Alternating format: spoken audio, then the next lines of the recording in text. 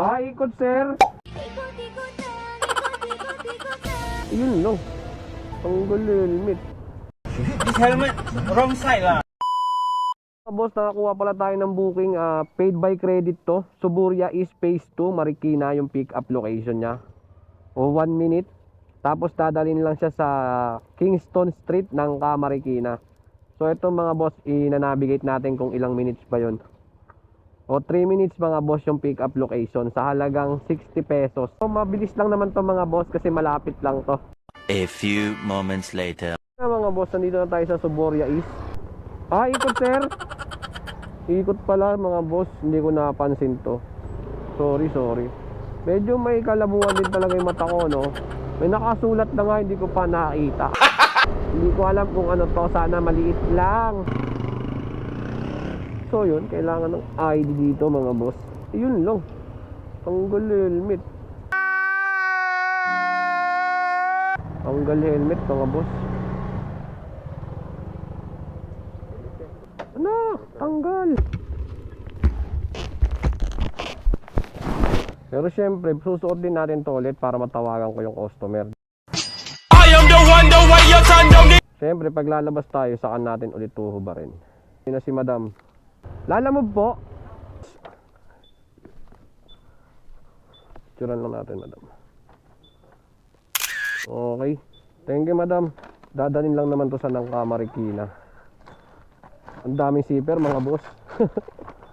So medyo malaki yung item, pero all goods lang naman mga boss. Kasi kayang-kaya ng lalabag yan. So tara mga boss, deliver na natin to. 8 minutes ang biyahe natin mga idol.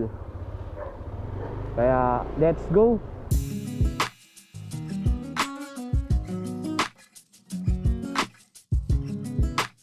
Yes sir, shout out sir.